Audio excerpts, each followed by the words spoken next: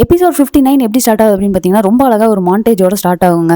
அதாவது எல்லாரும் என்னென்ன பண்றாங்க அப்படிங்கிறத அழகா ஸ்டார்டிங்ல காட்டினது நல்லா இருந்தது. வெற்றி பார்த்தீங்கன்னா வந்து எப்படி ரூம் சர்வீஸ் பிளஸ் பேண்ட்ரி அப்படின்னு சொல்லிட்டு அவ்வளோ பிஸியா ஓடிக்கிட்டு இருக்காரு அப்படின்னு காட்டுவாங்க. அண்ட் ஐஷு பார்த்தீங்கன்னா அவங்க அப்பா வந்து எப்படியாவது இம்ப்ரெஸ் பண்ணணும்னு சொல்லிட்டு கிச்சன்ல அவங்க பிஸியா இருக்கிற மாதிரி காட்டுவாங்க. அண்ட் ஒரு சைட் பார்த்தீங்கன்னா ரியா வந்து ராஜனை பயங்கரமா அட்மையர் பண்ணிட்டே இருப்பாங்க. அவர் எங்கெங்கெல்லாம் போறாரோ தூரத்துல இருந்து பார்த்து பார்த்து அவங்க வந்து அட்மையர் பண்ணிட்டே இருப்பாங்க. அண்ட் நம்ம நெடுமாறன் அண்ட் திவ்யா பார்த்தீங்கன்னா வந்து எப்படியாவது அப்பாட்ட பேசணும் அப்படின்ட்டு திவ்யா எவ்வளவோ ட்ரை பண்றாங்க. நெடுமாறன் வந்து அவாய்ட் பண்ணிட்டே போயிட்டு இருப்பாரு. சோ இது எல்லாத்தையுமே வந்து ஸ்டார்டிங்ல அழகா ஒரு பிஜிஎம் போட்டு காட்டினது வந்து ஒரு மாதிரி நல்லா இருந்தது. ஒரு நல்ல ஸ்டார்ட் மாதிரி ஃபீல் ஆச்சு. ஈவன் பாத்தீங்கன்னா நம்ம பாண்டி போயிட்டு வெற்றி கிட்ட உனக்கு இவ்வளவு கஷ்டமா இருக்குது டயர்டா இருக்குது அப்படின்னா சொல்லுடா சொல்லிட்டு போயிடு அப்படிங்கிற மாதிரி சொல்வாரு. அதெல்லாம் முடியாது நான் பாத்துக்கிறேன் அப்படிங்கிற மாதிரி வெற்றி சொல்லிடுவாரு. அண்ட் இன்னொரு சீன் எனக்கு ரொம்ப பிடிச்சிருந்தது. இந்த பிஸியா இருக்கிற அந்த ஷெட்யூல்ல நம்ம ஐஷு அண்ட் வெற்றி வந்து ஆப்போசிட்ல கிராஸ் ஆகுறாங்க. வேற வேற வேலைக்காக போயிட்டு இருக்காங்க. பட் அவங்களுக்கு வந்து அதை ரியலைஸ் கூட பண்ணல. ஆப்போசிட்ல இவங்க வராங்க அப்படிங்கறது ரியலைஸ் பண்ணாம அவங்க வேலையை பார்த்துட்டு அவங்க அப்படியே கிராஸ் பண்ணி போவாங்க. சோ அது ஒரு சூப்பரா இருந்தது. ஒரு மாதிரி சிம்பாலிக்கா காட்டின மாதிரி இருந்தது. அவங்க வந்து எந்த அளவுக்கு இதுல இருந்து வெளியே போயிட்டு அவங்களோட முக்கியமான விஷயங்கள்ல போக்கஸ் பண்றாங்க அப்படின்ற மாதிரி காட்டினது நல்லா இருந்தது. அண்ட் நம்ம ஜான் இருக்காரு தெரியுமா, நேரா நெடுமாறன் கிட்ட போயிட்டு ஐஷு வந்து சூப்பரா பண்றாங்க, சான்ஸே இல்ல, அப்படியே உங்களை மாதிரியே இருக்கு அவங்க பேசுறது பண்றதெல்லாம், கிச்சனை செமையா ஹேண்டில் பண்றாங்க, ஒரு தப்பு கூட நடக்க விடுறது இல்ல, ஐ எம் சோ ஹாப்பி அப்படிங்கிற மாதிரி நம்ம ஜான் சொல்லிட்டு இருப்பாரு. பட் நெடுமாறனுக்கு தான் ஐஷு மேல சம்மக்கம் இல்லையா, எதுவுமே பதில் சொல்லாம உட்காந்துருப்பாரு. நம்ம ஜான் வந்து எதையோ தப்பா சொல்லிட்டோமோ அப்படிங்கிற மாதிரி பயந்துட்டு அங்க இருந்து வெளில போயிடுறாரு.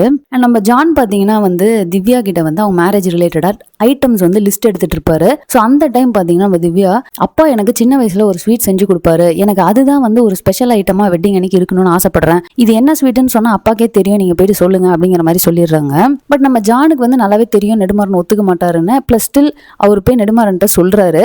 அது எப்படி ஜான் மட்டும் இந்த மாதிரியான கிரிட்டிக்கலான விஷயங்கள்லாம் போய் நெடுமாறன்ட்ட சொல்ற மாதிரி ஒரு சுச்சுவேஷன் வருதோ தெரியல.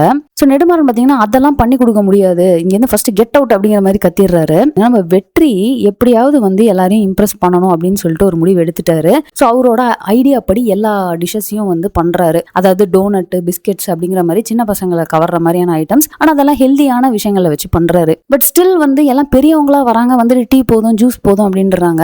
அப்பதான் இவருக்கு ஒரு ஐடியா தோணுது, இந்த சின்ன பசங்க எல்லாம் மோஸ்ட்லி ஸ்விம்மிங் பூல் அந்த மாதிரி பிளே ஏரியா அங்கதான் இருக்கிறாங்க, சோ நம்ம அங்க போய் பண்ணலாம் அப்படின்னு சொல்லிட்டு இந்த ஜோக்கர் கிளவுன் மாதிரி கெட்டப்லாம் போட்டுட்டு அவரு பாண்டி எல்லாரும் வந்து அதை கொண்டு போய் குழந்தைங்க இருக்கிற இடத்துலயே கொண்டு போய் கொடுத்து அவங்க எல்லாரையுமே வந்து எப்படியாவது இம்ப்ரெஸ் பண்ண ட்ரை பண்ணுவாரு. ஸோ அந்த ஐடியா வந்து உண்மையிலேயே ரொம்ப நல்லா இருக்கும். அண்ட் அது ஓரளவுக்கு ஒர்க் அவுட்டும் ஆயிரும். அண்ட் ரியாவும் பார்த்தீங்கன்னா இதை வந்து தூரத்துல இருந்து பார்த்துட்டு இன்ஃபேக்ட் அவங்க இந்த மாதிரி கெட்டப்லாம் போட்டு இப்படி வந்து எஃபர்ட் போட்டு பண்றதை பார்த்துட்டு அவங்களுமே வந்து ரொம்பவே ஹாப்பி ஆயிருவாங்க.